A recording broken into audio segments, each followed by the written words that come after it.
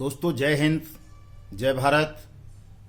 मैं मदन लाल आज़ाद, संस्थापक संयोजक ठगी पीड़ित जमाकर्ता परिवार और all India backward tax union, आज दिनांक 7 मार्च 2023 को आपके समक्ष प्रस्तुत हूँ राजधानी दिल्ली से।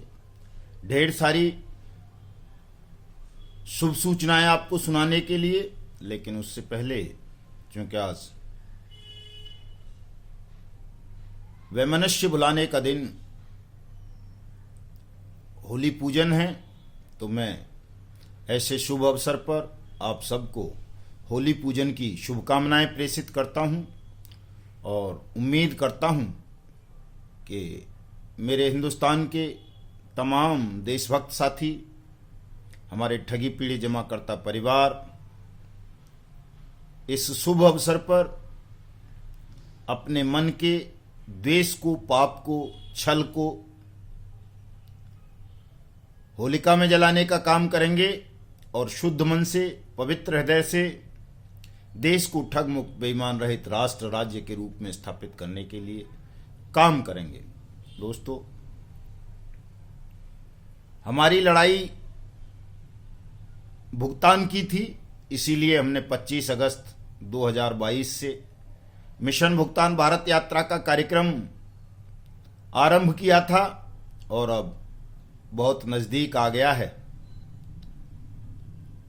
वो दिन, शहीदी दिवस 23 मार्च 2023, जिसे हमने भुगतान उत्सव के रूप में मनाने का संकल्प लिया था, घोषणा की थी। परमपिता परमेश्वर की कृपा से, आप सबके परिश्रम, साहस, बल, समर्पण और त्याग के कारण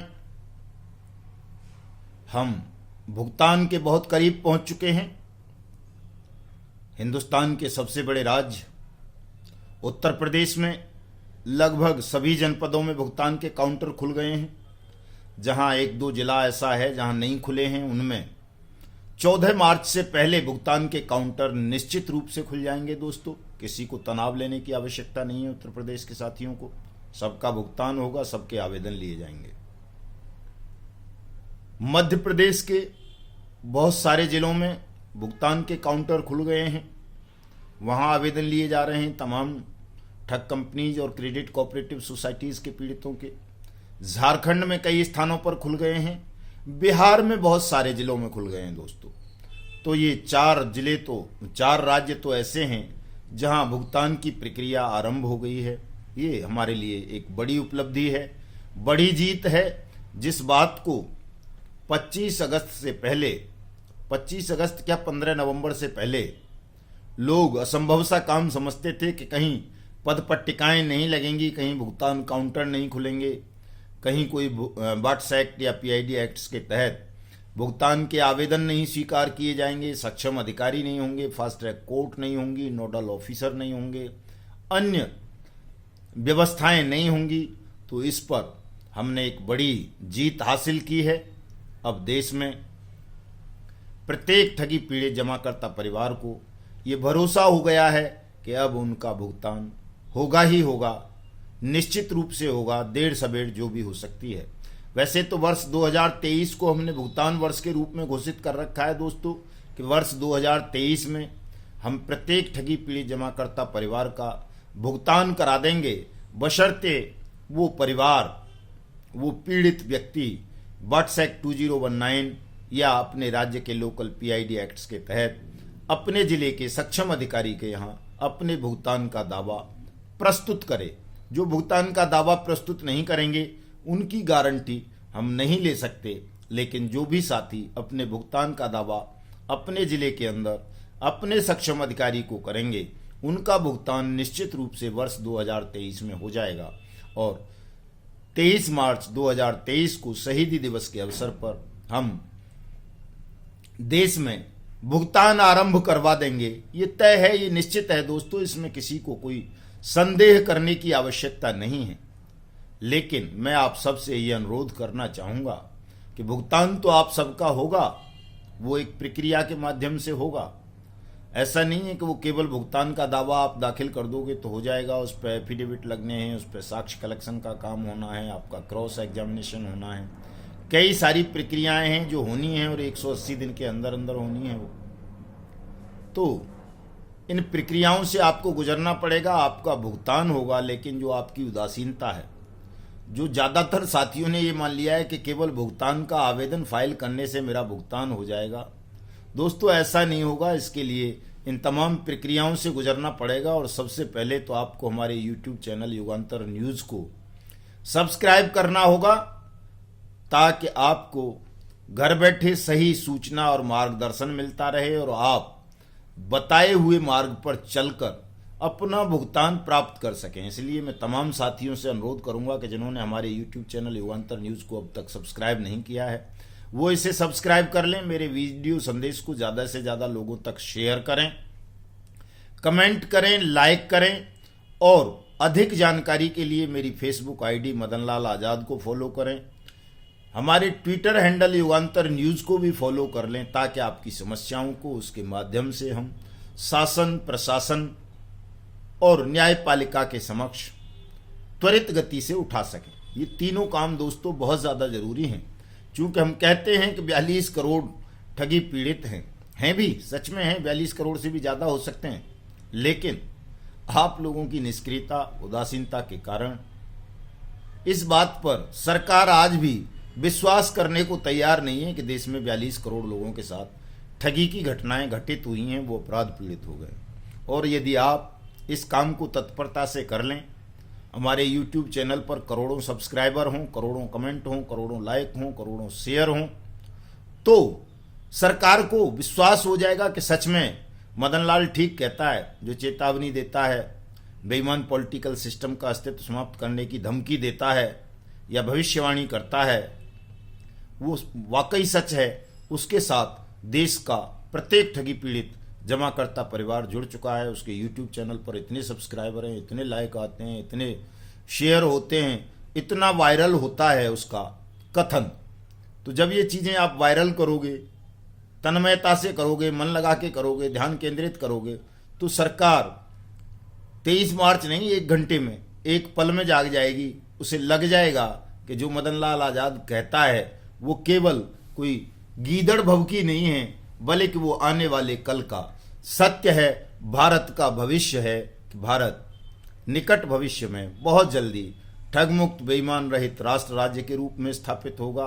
भारत पर जिनको भी शासन करना है, मैं शासन का विरोधी नहीं हूँ, नरेंद्र मोदी का विरोधी हूँ या राहुल गांधी का या अरविंद केजरीवाल का या किसी और का नहीं, मैं शासन का विरोध नहीं करता। लेकिन शासन में बैठे हुए उन लोगों का विरोध अवश्य करता हूँ जो अपने न्यायिक कर्तव्य का, कानूनी कर्तव्य का निर्वहन नहीं कर रहे, जनता के साथ धोखाधड़ी कर रहे हैं, छल कर रहे हैं, ठगी कर रहे हैं, बट्स एक्ट 2019 या PID एक्ट्स की अनुपालना नहीं कर रहे, ठगी पीड़ितों का भुगतान नहीं कर रहे, अपराध पीड़ितों के लिए किसी मुआवजे की व्यवस्था नहीं कर रहे।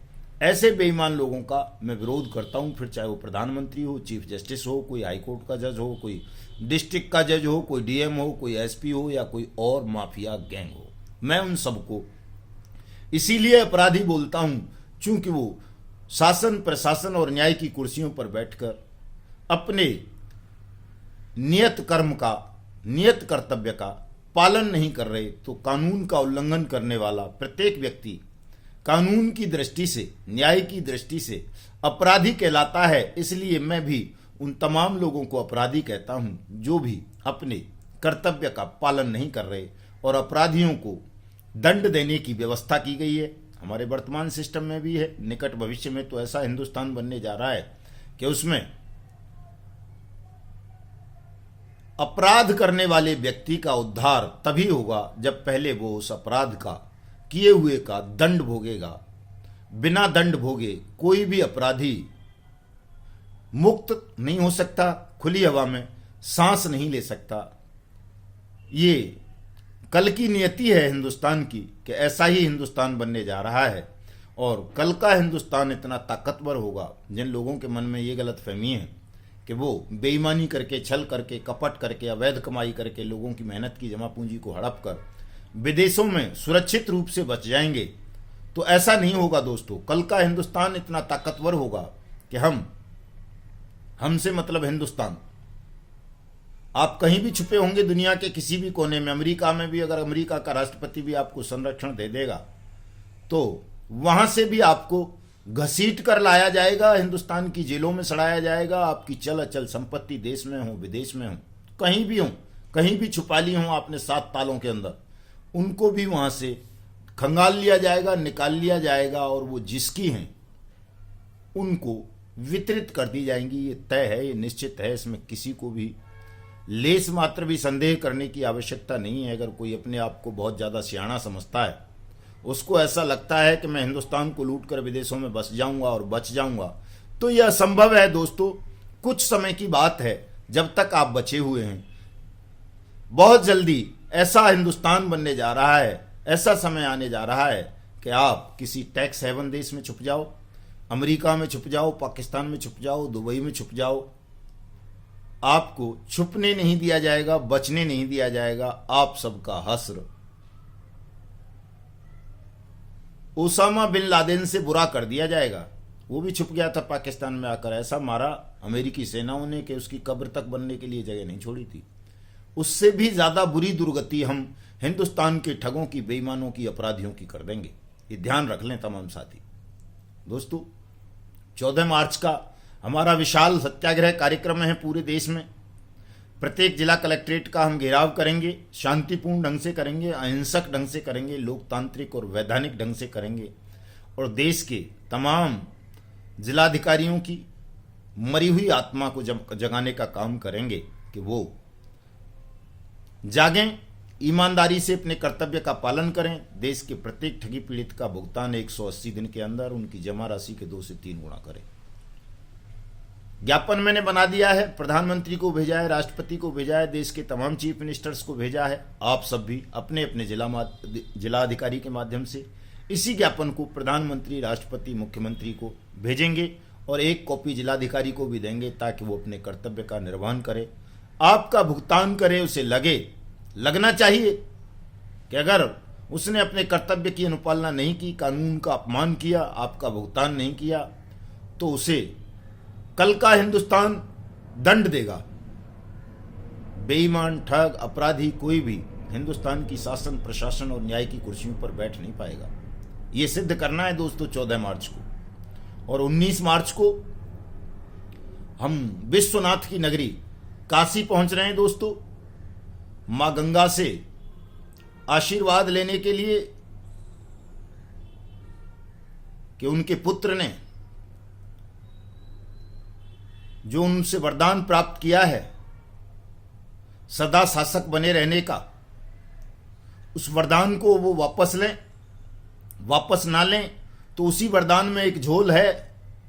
वरदान तो रहेगा लेकिन उस वरदान के रहते हुए भी हम गंगा पुत्र के अन्यायी शासन का अंत कर देंगे, क्योंकि वो अन्याय के पक्ष में खड़े हो गए हैं। मां गंगा का वरदान पाकर आप अन्याय के पक्ष में खड़े होंगे तो आपका हश्र भी गंगा पुत्र भीष्म की तरह होगा। वो भी इच्छा मृत्यु का वरदान पाकर अन्याय के पक्ष में खड़े हो गए थे, न्याय के विरुद्ध लड़े थे, तो उनका भी अंत हो गया था।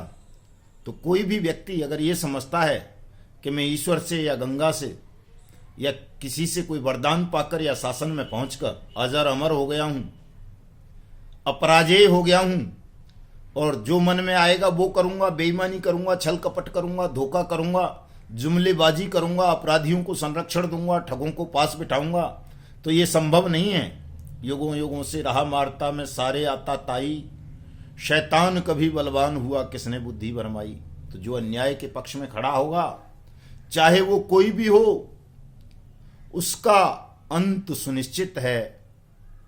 चाहे वो शासन हो, प्रशासन हो, कुछ भी हो, किसी को भी अधिक समय तक अब हिंदुस्तान की सरजमीन पर अन्याय नहीं करने दिया जाएगा। 23 मार्च को दिल्ली में भुगतान दिवस मनाया जाएगा, लेकिन उससे पहले मैं मां गंगा का आशीर्वाद लेने और उसके बेईमान पुत्रों का सर्वनाश करने के लिए 19 मार्च को काशी विश्वनाथ आ रहा हूं। आप सबसे भी अनुरोध करूंगा कि आप तमाम साथी काशी विश्वनाथ माँ गंगा के पावन तट पर आएं। जिन 5 लाख साथियों ने हमारों ने ठगी प्रकरणों में फंस जाने के कारण, जिन 1200 सैनिकों ने ठगी प्रकरणों में फंस जाने के कारण आत्महत्या की हैं, अपनी जीवन लीला समाप्त कर ली है, उनको हम श्रद्धांजलि दें और गंगा जल हाथ में लेकर उस दिन संकल्प लें कि अब हिंदुस्तान में किसी भी ठगी पीड़ित जमाकर्ता परिवार का भुगतान यदि किसी भी बेईमान शासक प्रशासक न्यायाधीश ने रोकने का प्रयास किया, छल किया, तो हम उसे उसका अस्तित्व समाप्त कर देंगे। दोस्तों चूंकि बहुत सारी तैयारियां करनी है, 23 मार्च 2023 की बड़ा कार्यक्रम है, राष्ट्रव्यापी कार्यक्रम है। 20 लाख के लगभग साथी ठगी पीड़ित जमाकर्ता परिवार 23 मार्च 2023 को कर्तव्य पथ, राजपथ, इंडिया गेट, संसद भवन, विजय चौक, नई दिल्ली आ रहे हैं। बड़ी व्यवस्थाएं करनी पड़ेंगी। हम कोई किसान आंदोलन की तरह तो है नहीं कि 1 साल तक दिल्ली की सीमाएं घेरे रखेंगे। उनके पास तमाम व्यवस्थाएं थीं। कांग्रेस, आम आदमी पार्टी, पूरा विपक्ष, यहां तक कि भारतीय जनता पार्टी के भी बहुत से लोग उनको सपोर्ट कर रहे थे, समर्थन कर रहे थे। तमाम तरह का धन, बल, साहस, संसाधन मुहैया करा रहे थे, इसलिए वो 1 साल लंबा आंदोलन दिल्ली की सीमाओं पर बैठ कर के कर सके। हमारे पास न इतना साधन है, न धन है, और हम लेना भी नहीं चाहते बेईमानों का। तो चूंकि तमाम तो पॉलिटिकल पार्टी बेईमान है, सब देख रहे हैं। डिप्टी सीएम मनीष सिसोदिया दिल्ली के अरविंद केजरीवाल का दायां हाथ जेल में है करप्शन के कारण, शराबियों से पैसा लेने के कारण, रिश्वत खाने के कारण। राहुल गांधी स्वयं सुब्रत राय सहारा की कार में चलते हैं, प्रधानमंत्री मोदी उनसे पैसे लेते हैं। तमाम और लोग ठगों की जेब में बैठे हुए हैं, पॉलिटिकल पार्टी वाले, चाहे वो सीपीआई वाले हों, सीपीएम वाले हों, सपा वाले हों, बसपा वाले हों, या और जो भी हैं। तमाम पूरा पॉलिटिकल सिस्टम ठगों की गिरफ्त में है, उनकी पॉकेट में रखा हुआ है। इसलिए हमें ये लड़ाई दोस्तों अपने बल से लड़नी है, आपके धन से लड़नी है।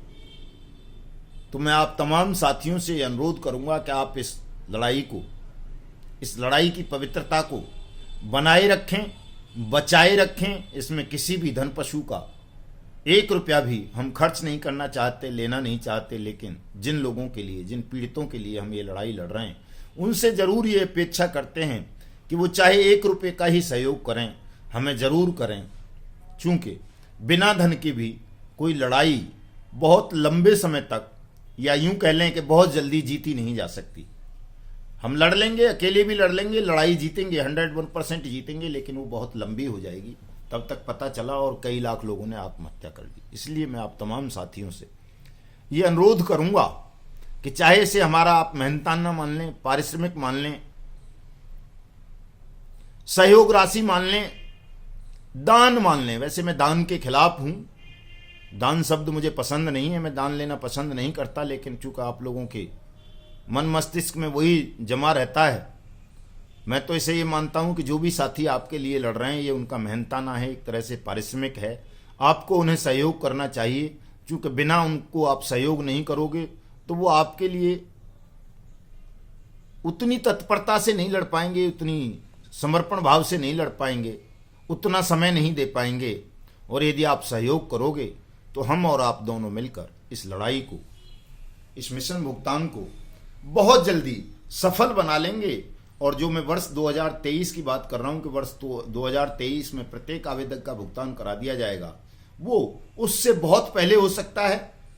अगर आप एकजुट होंगे, संसाधन हमारे पास होंगे, बड़ा आंदोलन हम खड़ा करने में सफल हो गए, तो जो लड़ाई किसानों को 1 साल लड़नी पड़ी थी, 750 किसानों को बलिदान देना पड़ा था, उस लड़ाई को हम 1 दिन, 1 घंटे या 1 पल में भी जीत सकते हैं। चूंकि हमारी लड़ाई पूरी तरह से शुद्ध होगी, शुभ होगी, देश हित में होगी, कानून के पक्ष में होगी। हम किसी कानून वापसी की मांग नहीं कर रहे, बल्कि बने बनाए कानूनों की अनुपालना की मांग कर रहे हैं। इसलिए हमारी लड़ाई बहुत जल्दी समाप्त हो सकती है, हम बहुत जल्दी अपना भुगतान प्राप्त कर सकते हैं, अगर तमाम लोग इस बात को गंभीरता से समझ लें और हम सब मिलकर इस लड़ाई को लड़ें, द्वेष भाव से रहित होकर। किसी के प्रति कोई द्वेष भाव नहीं है, लेकिन जो छल कर रहे हैं, कपट कर रहे हैं, ठग हैं, ठगों के दलाल हैं, उनका तो सर्वनाश होना ही है दोस्तों। वो करना भी पड़ेगा, हमारी मजबूरी है। हम बचाना भी चाहेंगे तो नियति उनको बचने नहीं देगी, क्योंकि नियति के चक्र के निर्मम पहियों के नीचे प्रत्येक ठग को, प्रत्येक अपराधी को, प्रत्येक चोर को, प्रत्येक बेईमान को और उनके सहयोगियों को अब कुचला जाना है। नियति ने यह तय कर दिया है, इसलिए मैं भी चाहूं या कोई और भी चाहे तो बचा नहीं पाएगा।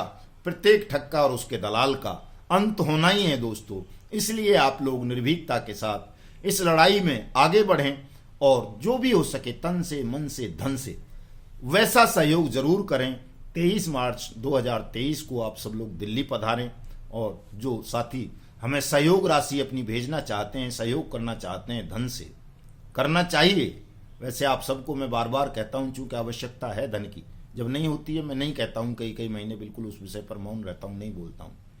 चूंकि मिशन भुगतान भारत यात्रा कार्यक्रम बहुत लंबा चल गया है, इसमें बहुत